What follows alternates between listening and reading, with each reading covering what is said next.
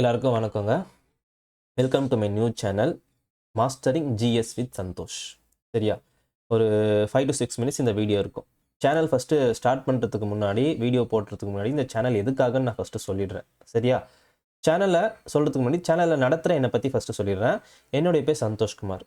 நீங்கள் எல்லோரும் இந்த எய்ம்டிஎன் யூடியூப் சேனலை பற்றி நிறைய பேர் கேள்விப்பட்டிருப்பீங்க, பார்த்தும் இருப்பீங்க, ஃபாலோ பண்ணிகிட்டே இருப்பீங்க. சரியா, அதில் நிறைய எக்ஸாம்ஸ்க்கு நிறைய மிஷன்ஸாக கண்டக்ட் பண்ணுவாங்க. சரியா, அதில் குரூப் 4க்கு எஸ்பெஷலி குரூப் 4ல் மிஷன் ஐ எம் பாசிபிள் என்ற ஒரு மிஷன் ஸ்டார்ட் பண்ணியிருப்பாங்க. அதில் எக்கனாமிக்ஸ் நான் ஹேண்டில் பண்ணியிருப்பேன். சந்தோஷ்குமார் அப்படின்னு நீங்கள் நிறைய பேர் இப்போ தெரிஞ்சிருக்கும், அந்த சந்தோஷா அப்படின்னு சொல்லிட்டு. ஸோ அந்த சந்தோஷ் தான் இந்த யூடியூப் சேனல் ஸ்டார்ட் பண்ணியிருக்கேன். ஸோ குரூப் 4 மட்டும் இல்லை, எம்டிஎனில் நிறைய குரூப் 2 குரூப் 1லலாம் என்ன பண்ணியிருப்பேன்னா மேரத்தானும் நான் கண்டக்ட் பண்ணியிருப்பேன். சரியா, ஸோ எய்ம்டிஎன் யூடியூப் சேனலில் மட்டும் இல்லாமல் நிறைய கிளாஸஸும் நான் வந்து டிஎன்பிசி ஸ்டூடெண்ட்ஸ்க்கு நான் எடுத்திருக்கேன். ஸோ டீச்சிங் எக்ஸ்பீரியன்ஸ் எனக்கு இருக்குது. ஸோ அதனால தான் இந்த சேனலை ஸ்டார்ட் பண்ணியிருக்கேன். ஓகே, ஸோ சேனலுக்கு வாங்க. So mastering GS with Santhosh நேம்லே இருக்குது. இந்த சேனல் எதை மட்டும் ஃபோக்கஸ் பண்ண போகுது அப்படின்னா ஜென்ரல் ஸ்டடீஸ், அதாவது பொது அறிவை மட்டும் ஃபோக்கஸ் பண்ண போகுது. ஓகே, ஸோ பொதுவாக டிஎன்பிசி நம்ம எடுத்துக்கிட்டோம் அப்படின்னா காமனாக இருக்கிற பேட்டர்ன் என்னென்னா, ஃபஸ்ட்டு 100 மார்க்ஸ் வந்து குரூப் 2க்கும் குரூப் 4க்கும் காமனாக இருக்க பேட்டர்ன் என்னென்னா general Tamil or general English 100 marks, 75 மார்க்ஸ்க்கு வந்து ஜிஎஸ்ஸு, 25 மார்க்ஸ் வந்து மேக்ஸு. இதில் ஜென்ரல் தமிழுக்கும் ஜென்ரல் இங்கிலீஷும் தென் மேக்ஸும் ஓரளவுக்கு கம்ப்ளீட் பண்ணுற ஃபீலிங் நமக்கு வரும். ஓகே, மேக்ஸில் எல்லா டாப்பிக்கும் நான் கவர் பண்ணிட்டேன், ஜென்ரல் தமிழ் ஜென்ரல் இங்கிலீஷ் நான் ஓரளவுக்கு கவர் பண்ணிட்டேன், ஒரு 80 to 90 வரைக்கும் போட்டுருவேன் அப்படின்ற ஒரு கான்ஃபிடென்ட் நமக்கு இருக்கும். ஆனால் ஜென்ரல் ஸ்டடீஸை நம்ம எடுத்துக்கிட்டோம் அப்படின்னா 75 மார்க்ஸும் ஃபுல்லாக எடுப்போமா அப்படின்றது நம்மளால சொல்ல முடியாது. 75 விடுங்க, ஒரு 60 தொடர்றதே நமக்கு ரொம்ப கஷ்டமாக இருக்கும். சரியா, ஸோ நான் 60 எடுக்கணும் அப்படின்றது எய்ம் கிடையாது. நான் என்ன பண்ண போகிறேன் அப்படின்னா, நீங்கள் ஜிஎஸ்ஸை அப்ரோச் பண்ணுற விதமே தப்பாக இருக்குது. ஒரு சில பேருக்கு நான் சொல்ல வரேன். சரியா, எஸ்பெஷலி பிகினர்ஸு, அப்புறம் இன்னும் நிறைய பேர் ஓகேவா, ஜிஎஸ்ஸை அப்ரோச் பண்ணுற விதமே தப்பாக இருக்குது. ஸோ அந்த அப்ரோச் குறித்தான ஒரு அவேர்னஸை கொண்டு வரணுங்க. ஓகேவா, நீங்கள் படிக்கிற விதத்தை நான் மாற்ற போகிறேன். ஜிஎஸ்ஸை ஃபஸ்ட்டு எக்ஸாம் ஓரியன்டாக படிக்கிறதுக்கு முன்னாடி ஜிஎஸ்ஸை ஃபஸ்ட்டு புரிஞ்சு படிக்கணும். சரியா, இப்போ நம்ம ஜென்ரல் தமிழ் படிச்சிடுறீங்க, ஜென்ரல் இங்கிலீஷ் படிச்சிடுறீங்க, ஆப்டிடியூட் படிச்சிடுறீங்க. ஆனால் ஜிஎஸ்ஐ நீங்கள் வரும்போது என்ன பண்ணுறீங்க அப்படின்னா ஒன்லைனாக படிக்கிறது, ஷார்ட் நோட்ஸ் மாதிரி படிக்கிறது, இம்பார்ட்டன்ட் கொஸ்டின் மொத்தம் எக்ஸாமுக்கு ஒரு மாதத்துக்கு முன்னாடி மட்டும் எடுத்து படிக்கிறது. இன்னும் சொல்லவே தேவையில்லை. இப்போ டிஎன்பிசி சிலபஸ் எடுத்துக்கிட்டிங்க அப்படின்னா ஒரு சப்ஜெக்ட்டுக்கும் மார்க் வெயிட்டேஜ் கொடுத்துட்றாங்க. அப்போ அந்த மார்க்கை பொறுத்துக்கு சப்ஜெக்ட்டுக்கு இம்பார்ட்டன்ஸ் கொடுத்துட்றீங்க. ஃபார் எக்ஸாம்பிள், ஹிஸ்ட்ரிக்கும் பாலிட்டிக்கும் மட்டும் அதிக மார்க் இருக்குன்றதுனால ஹிஸ்ட்ரியும் பாலிட்டியும் மட்டும் லாஸ்ட்டாக பார்த்துட்டு போகிறது. ஜென்ரல் தமிழ் படிச்சிட்டேன், மேக்ஸ் படிச்சிட்டேன், ஹிஸ்ட்ரி பாலிட்டி படிச்சிட்டேன், ப்ரிலிம்ஸ் கிளியர் பண்ணிட்டேன். எங்கே போய் மாட்டுறீங்க அப்படின்னா மெயின்ஸில் போய் மாட்டிக்கிறீங்க. எஸ்பெஷலி குரூப் 2வும் 2Aவும் குரூப் 1ல் ப்ரிலிம்ஸ்லேயே நீங்கள் அடி வாங்கிறீங்க, ஜிஎஸ் நீங்கள் கான்சன்ட்ரேட் பண்ணல அப்படின்னா. ஸோ அதனால் மெயின்ஸிங் எப்போ போகிறீங்களோ அப்போ ஜிஎஸோட இம்பார்ட்டன்ஸை ரியலைஸ் பண்ணுவீங்க. ப்ரிலிம்ஸ் படிக்கிற வரைக்கும் நீங்கள் தெரியாது. ஸோ அதனால தான் ப்ரிலிம்ஸ் படிக்கிறதுக்கு அப்போவே ஜிஎஸோட இம்பார்ட்டன்ஸை புரிஞ்சுக்கிட்டு ஜிஎஸோட படிக்கிற மெத்தடாலஜியை நீங்கள் மாற்றணும் அப்படின்றதுக்காக தான் இந்த சேனலை நான் கொண்டு வந்திருக்கேன். ஸோ நம்ம எப்படி படிக்க போகிறோம் அப்போ ஜிஎஸை? கான்செப்சுவல் லேர்னிங், அதாவது கருத்தியல் ரீதியான கற்றல். ஸோ அந்த அவேர்னஸை கொண்டு வரணுன்றது தான் இந்த சேனலுடைய முக்கியமான எய்மே. சரியா, அப்போ எய்ம் என்ன? Master the general studies through the conceptual learning, அதாவது கருத்தியல் கற்றல் என்பது தான் இந்த சேனலுடைய நோக்கம். அந்த கருத்தியல் கற்றலால் நமக்கு என்ன விளங்கும் அப்படின்னா, ஃபார் எக்ஸாம்பிள் உதாரணத்துக்கு எடுத்துக்கோங்க, இன்ஃப்ளேஷன் எடுத்துக்கோங்க, எக்கனாமிக்ஸில் இன்ஃப்ளேஷன் எடுத்துக்கினாங்க, அதாவது பணவீக்கம் சொல்லுவாங்க இல்லையா. அந்த பணவீக்கத்தை பற்றி ஒரு இம்பார்ட்டன்ட் டாபிக் சொல்லிட்டு நம்ம நிறைய படிக்கிறோம். ஷார்ட் லைனாக படிக்கிறோம், 1 மார்க் மாரி படிக்கிறோம், ப்ரீவியஸ் இயர் கொஸ்டின்ஸ் படிக்கிறோம். தப்பில்லைன்னு சொல்ல வரல. சரியா, ஆனால் கொஞ்சம் நல்லா புரிஞ்சுக்கோங்க, அந்த இன்ஃப்ளேஷன் ஃபஸ்ட்டு ஏன் வருது, இன்ஃப்ளேஷனை யார் கண்ட்ரோல் பண்ணுறா, இன்ஃப்ளேஷன் உருவாகிறதுக்கான காரணம் என்ன, இதெல்லாம் நீங்கள் ஃபஸ்ட்டு படிக்கிறது கிடையாது. ஸோ ஜிஎஸ் நீங்கள் எடுத்துக்கிட்டிங்கனாலே சீக்கிரமாக எப்படி முடிக்கலாம், எப்படி பைபாஸ் பண்ணி டக்கு முடிச்சுட்டு அடுத்த சப்ஜெக்ட் போகலாம், அப்படி தான் பார்க்குறீங்களே தவிர அந்த சப்ஜெக்டை உள்வாங்கி, அதாவது இந்த இன்ஃப்ளேஷன் ஏன் நடக்குது அப்படின்ற கான்செப்ட் உங்களுக்கு புரிய மாட்டேங்குது.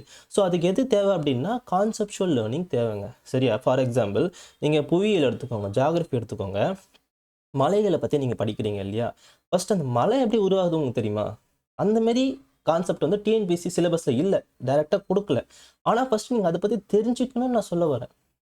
ஏன் நான் தெரிஞ்சுக்கணும், அதான் நான் சிலபஸில் இல்லையே, நீங்கள் அப்படி நினைக்கிறீங்க. அது கிடையாது. சரியா, முக்கியமாக ஒரு ப்ராப்பரான மெத்தடுனா ஒரு ஜிஎஸ்ஸை படிக்கிறீங்க அப்படின்னா ஃபஸ்ட்டு அந்த கான்செப்டை புரிஞ்சுக்கிட்டு வாங்க. கொஞ்சம் டைம் எடுக்கும், புரியுதா? இப்போ நீங்கள் கம்பேர் டு அதர் ஸ்டூடெண்ட்ஸ், அவங்க வந்து ஒன்லைன் மாதிரி படிச்சுட்டு போகிறாங்க. நீங்கள் கான்செப்சுவலாக படிக்கிறீங்கன்னா அவங்கள கம்பேரிட்டிவ்லி நீங்கள் கொஞ்சம் டைம் எடுத்து படிப்பீங்க. பட் உங்களுக்கு அந்த ஃபவுண்டேஷனை நீங்கள் கரெக்டாக போடுறீங்க. அவங்க ப்ரிலிம்ஸை பாஸ் பண்ணிவிடுவாங்க, நீங்களும் ப்ரிலிம்ஸை பாஸ் பண்ணிடுவீங்க. மெயின்ஸை போகிறப்போ உங்களுக்கு நிறைய அட்வான்டேஜ் இருக்கும் கம்பேர் டு அந்த மாதிரி, அதாவது ஒன் வேர்டாக படிக்கிற ஸ்டூடெண்ட்ஸ்க்கு. ஸோ அதனால் கான்செப்ஷுவல் லேர்னிங்கை உங்கள் எல்லார் மத்தியிலையும் கொண்டு வந்து ஒரு அவேர்னஸை கொண்டு வரணும். அதுதாங்க நம்மளுடைய சேனலுடைய எய்ம். சரியா? சரி, ஓகே. இந்த கான்செப்டாக படிக்கிறதுனால நமக்கு என்னென்ன பெனிஃபிட்ஸ் இருக்குது நல்லா பார்த்துக்கோங்க. ஃபஸ்ட்டு என்ன படிக்கிறோம், எப்படி படிக்க போகிறோம் அப்படின்னா, ஒரு கான்செப்ட் நம்ம எடுக்கிறோம் அப்படின்னா ஒய் அண்ட் ஹவ், ஏன் இந்த கான்செப்ட் வருது, அதாவது ஏன் இந்த இன்ஃப்ளேஷன் உருவாகுது, ஏன் இந்த மவுண்டெயின்ஸ் வந்து உருவாகுது, எப்படி உருவாகுது, இந்த பேக்ரவுண்டை பற்றி ஃபஸ்ட்டு நம்ம படிக்க போகிறோம். சரியா? நான் ஒரு வீடியோவும் ஃபஸ்ட்டு சிலபஸை டேரெக்டாக இல்லாமல் ஃபஸ்ட்டு அந்த கான்செப்டை, அந்த டாப்பிக்கை எடுத்துக்கிறேன் அப்படின்னா அந்த டாபிக் பேக்ரவுண்டை பற்றி நான் நல்லா எக்ஸ்பிளைன் பண்ணுவேன். என்னை பொறுத்த மட்டும் நான் டைம் கொஞ்சம் அதிகமாக தான் இருப்பேன். ஏன்னா எனக்கு வந்து எக்ஸாமை பேஸ் பண்ணி, அதாவது கிராஷ் கோர்ஸ் மாதிரி நான் போகிறது கிடையாது. டக்குன்னு முடிக்கணும், இதை மட்டும் பண்ணணும் அப்படின்றது என்னோட எய்ம் கிடையாது. என்னோட எய்ம் ஃபுல்லாக நான் என்ன அப்படின்னா, இந்த டாப்பிக்கை ஃபுல் அண்ட் ஃபுல்லாக அண்டர்ஸ்டாண்ட் பண்ணிக்கணுங்க. சரிங்களா? அதாவது இந்த மவுண்டைன் வந்து நான் இவ்வளோ கிளியராக சொல்லிட்டேன், எல்லா ஸ்டூடெண்ட்ஸ்க்கும் புரியும் அப்படின்ற சாட்டிஸ்ஃபேக்ஷன் எனக்கு வர வரைக்கும் அந்த டாப்பிக்கை நான் நடத்துவேன்.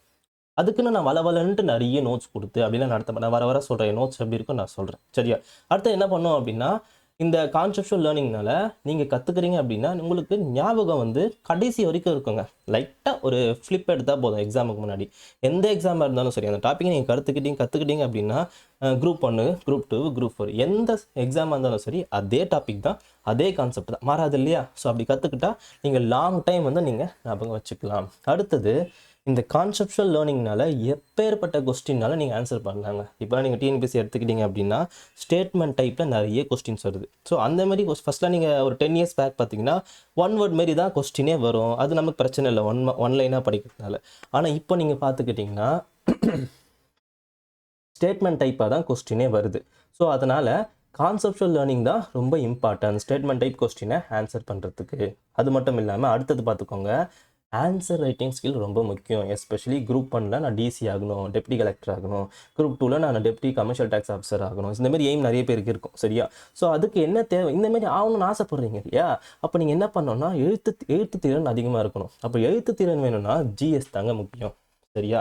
அப்போது ஜென்ரல் தமிழ் படிச்சிடுறீங்க, ஜென்ரல் இங்கிலீஷ் படிச்சிடுறீங்க, மேக்ஸு படிச்சிடுறீங்க, ஜிஎஸ் படிக்கிற மெத்தடு மட்டும் கொஞ்சம் தப்பாக இருக்குது. அந்த தப்பான மெத்தடை மாற்றி கான்செப்ஷுவல் லேர்னிங்கை கொண்டு வந்து மெயின்ஸும் சரி, ப்ரிலிம்ஸும் மெயின்ஸும் படிக்கிற விதம்ன்றது வேறு கிடையாது, எல்லாத்துக்கும் சேம் தான், எஸ்பெஷலி ஜிஎஸ். ஸோ அது என்ன அப்படின்னு பார்த்தீங்கன்னா கருத்தியல் கற்றல், கான்செப்ஷுவல் லேர்னிங்ன்றதை கொண்டு வரணும். அடுத்தது முக்கியமான பாயிண்ட்டு, லாஸ்ட்டு பாயிண்ட்டு, எக்ஸாமுக்காக தான் ஜிஎஸை படிக்கிறேன்றதை காட்டிலும் தாண்டி ஃபஸ்ட்டு அந்த ஜிஎஸ், அதாவது அந்த பொது அறிவை வந்து நான் சந்தோஷமாக படிக்கிறேன், என்ஜாய் பண்ணி படிக்கிறேன். ஓகே, இதுதான் மவுண்டெயினா, இப்படி தான் மவுண்டெயின் கிரியேட் ஆகுதா, இப்படி தான் எர்த்குவைக் வருதா, ஸோ இப்படி தான் வந்து ஹிஸ்ட்ரி வந்து உருவாகுதா, ஸோ அப்படின்றதெல்லாம் நம்ம என்ஜாய் பண்ணி படிக்கிறோம். அப்படின்றதுக்காக தான் இந்த சேனல்லாம் முக்கியமாக கொண்டு வந்திருக்கேன். சரியா? ஸோ என்ஜாய் பண்ணி படிக்கணும், ஒரு கான்செப்டும் நம்ம தெரிஞ்சு படிக்கணும். ஐயோ போராக எழுந்து ஐயோ இது படிக்கணுமே அப்படின்ற மாரி படிக்காதீங்க ஃபஸ்ட்டு. எஸ்பெஷலி ஜிஎஸ் நான் சொல்ல வரேன்.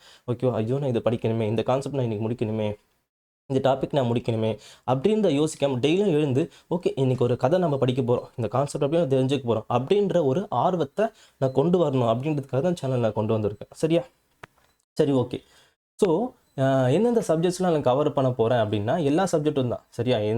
டிஎன்பிஎஸ்சியில் கொடுத்துருக்க எல்லா சப்ஜெக்ட்டும் தான். அது எஸ்பெஷலி எப்படி நான் ஃபோக்கஸ் பண்ணி கொண்டு போக போகிறேன் அப்படின்னு பார்த்தீங்கன்னா, கான்செப்டாக எப்படிலாம் எந்தெந்த சப்ஜெக்டில் கான்செப்டாக கொண்டு போகணுமோ அந்த சப்ஜெக்ட் முக்கியமாக நான் கான்செப்டல் லேர்னிங்கை கொண்டு வந்து நான் நடத்துவேன். எஸ்பெஷலி ஜாகிரஃபி, எக்கனாமிக்ஸு, இது எஸ்பெஷலி இந்த 2 சப்ஜெக்ட்லாம் நிறைய பேர் லேகிங்கில் இருப்பீங்க. ஏன்னா அது கான்செப்டாக புரிஞ்சால் மட்டும்தான் சப்ஜெக்ட்லாம் புரியும். அடுத்தது சயின்ஸ் அறிவியல் பாடத்தை வந்து நிறைய பேர் ஸ்கிப்பே பண்ணிடுறீங்க. அதோட இம்பார்ட்டன்ஸ் வந்து நீங்கள் மெயின்ஸில் தான் ரியலைஸ் பண்ணுறீங்க. ஸோ அதனால் இந்த 3 சப்ஜெக்ட்டுமே முக்கியமாக கான்செப்டாக புரிஞ்சுக்கிறதுக்கான அவேர்னஸை இந்த சேனலில் நான் கொண்டு வருவேன். சரியா? அடுத்தது என்னுடைய நோட்ஸ் எப்படி இருக்கும்னு நான் சொல்லிடுறேன். அதாவது இங்கிலீஷ் மீடியம் ஸ்டூடெண்ட்ஸ்க்கு மட்டும்தான், தமிழ் மீடியம் ஸ்டூடெண்ட்ஸ்க்கு மட்டும்தான் அப்படின்னு கிடையாது. நம்ம நோட்ஸ் எப்படி இருக்குன்னா பைலிங்குவலாக மட்டும்தான் இருக்கும். அதாவது போத் தமிழ் அண்ட் இங்கிலீஷில் இருக்கும்.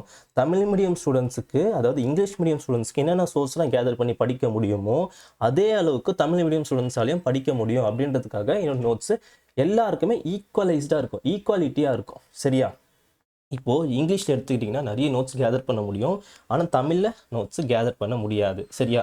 ஸோ அதனால தான் என்ன அப்படின்னா தமிழ்லேயும் சரி, ஓகேவா, both Tamil and both Tamil English. Okay, அதாவது இந்த சைடு வந்து இங்கிலீஷில் இருக்கும், இந்த சைடு வந்து தமிழில் இருக்கும். ஸோ என்ன கான்செப்ட் நான் இங்கே எக்ஸ்பிளைன் பண்ணுறோம் அதே கான்செப்ட் தான் இங்கே தமிழ்லேயே இருக்கும். சரியா? ஸோ இந்த எக்கனாமிக்ஸ் எக்கனாமிக்ஸ் நான் கொண்டு வரேன். இந்த எக்கனாமிக்ஸ் நீங்கள் எடுத்துக்கிட்டீங்க அப்படின்னா சோர்ஸ் வந்து இங்கிலீஷில் தான் நிறைய இருக்கும், தமிழில் இருக்காது. ஸோ அதனால் வந்து தமிழ் மீடியம் ஸ்டூடெண்ட்ஸ் எஸ்பெஷலி கொஞ்சம் ஸ்ட்ரகிள் பண்ணிங்க எக்கனாமிக்ஸ் அண்டர்ஸ்டாண்ட் பண்ணிக்கிறதுக்கு. முக்கியமாக இந்த சேனல் எதுக்காக அப்படின்னா கிராமப்புற மாணவர்கள் இருக்காங்க, தமிழ் மீடியம் மட்டும் படித்து தமிழ் வழியில் மட்டும் படித்து அவங்க வந்து இந்த மெயின்ஸ் எழுதுறதுல கொஞ்சம் ஸ்ட்ரகிள் பண்ணவங்க. அவங்க ஏன் அப்படின்னா அது அவங்க மிஸ்டேக் கிடையாது, நிறைய சோர்ஸ் கிடையாது. அதாவது இங்கிலீஷில் இருக்கிற சோர்ஸ் வந்து தமிழில் கிடைக்கிறது கிடையாது. ஸோ அந்த ஒரு கேப்பை ஃபில் பண்ணுறதுக்காக தான் எங்கள் சேனல். ஸோ தமிழ் மீடியம் ஸ்டூடெண்ட்ஸ்க்கு வந்து இந்த எக்கனாமிக்ஸ் கான்செப்ட்டு, ஜாகிரஃபி கான்செப்ட்டு எல்லாமே தமிழில் கொண்டு வந்தேன்னா கொஞ்சம் ஸ்கூல் புக்ஸை மட்டும் இல்லாமல் வெளியே இருந்து உங்களுக்கு புரியறதுக்காக வெளியே இருந்து கொஞ்சம் நோட்ஸை கேதர் பண்ணி என்ன பண்ணுவேன்னா உங்களுக்கு நான் கொண்டு வருவேன். ஸோ எளிமையாக புரிகிற வகையில் தான் இருக்கும், எக்ஸாம் பாயிண்ட் ஆஃப் வியூவில் தான் இருக்கும். ஆனால் அது எப்படி கொண்டு போவேன் அப்படின்னா கான்செப்ஷுவல் லேர்னிங்கை நான் கொண்டு போவேன். ஓகேவா? ஈஸியாக புரிகிற மாதிரி இருக்கிற மாரி தான் என் நோட்ஸ் இருக்கும், வளன்ட்டு இருக்காது. எஸ்பெஷலி ஹிஸ்ட்ரி மட்டும்தான் கொஞ்சம் ஆக்சுவலாக இருக்குங்க. மற்ற சப்ஜெக்ட் எல்லாமே கொஞ்சம் கான்செப்டாக புரிஞ்சுக்கிற மாரி தான் இருக்கும். ஸோ என்னோடய சேனலில் நீங்கள் என்ஜாய் பண்ணி படிக்கணும், ஜிஎஸ்னால் ஓகே இப்படி தான் படிக்கணும் என்ற அவேர்னஸை கொண்டு வரணும் தான் என்னுடைய எய்ம். சரியா? ஓகே, ஒரு குறள் எனக்கு ரொம்ப பிடிக்குங்க. இந்த குறளால் தான் இந்த கான்செப்ஷுவல் லேர்னிங்கை நான் வந்து இவ்வளோ முக்கியமாக அப்படின்றத புரிஞ்சுப்பீங்க. அந்த குறள் என்னன்னு நான் சொல்லிவிட்டு இந்த வீடியோ நான் முடிச்சிடுறேன். சரியா? படிங்க.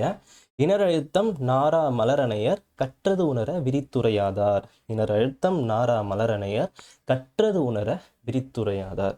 இப்போது நல்லா பாருங்கள், ஒரு பூ இருக்குது, அந்த பூ நல்லா அழகாக இருக்குது, பார்க்க கலராக இருக்குது, நல்லா மொட்டுலாம் வந்து நல்லா கொத்தாக இருக்குது அந்த பூ. ஆனால் அந்த பூ கிட்ட போகிறீங்க அப்படின்னா அந்த பூ ஒரு ஸ்மெல்லுமே இல்லை.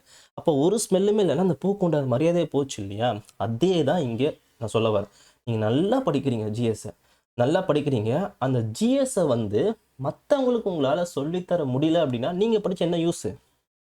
நீங்கள் ஒரு டாபிக் படிக்கிறீங்க, அந்த டாபிக் நல்லா படிச்சுக்கிறீங்க, ஓகே, நல்லா நீங்கள் எக்ஸாமில் எழுதுறீங்க, ஒருத்தர் வந்து கேட்குறாரு உங்ககிட்ட, ஓகேவா, அந்த டாப்பிக்கை உங்களுக்கு விளக்க முடியல. அப்போ என்ன பிரச்சனைனா, என்ன பிரச்சனை? கான்செப்டாக நீங்கள் படிக்கலை. எப்போ நீங்கள் கான்செப்டாக படிக்கிறீங்களோ அப்போ தான் அந்த டாப்பிக்கை நீங்கள் மற்றவங்களுக்கு சொல்லித்தர முடியும். அதுதான் இந்த குறள் சொல்லுது. எதை வச்சு சொல்லுதுன்னா பூவை வச்சு சொல்லுது. இனரழுத்தம் நாரா மலரணையர் கற்றது உணர விரித்துரையாதார். நான் கற்றதை மற்றவங்களுக்கு விரித்துரைக்க முடியாமல் போகுது. அது எப்போ அப்படின்னா நீங்கள் கான்செப்டாக படிக்க முடியாத பொழுது. அதை தான் அது எக்ஸாம்பிளாக இந்த பூவை வச்சு திருவள்ளுவர் சொல்கிறார்.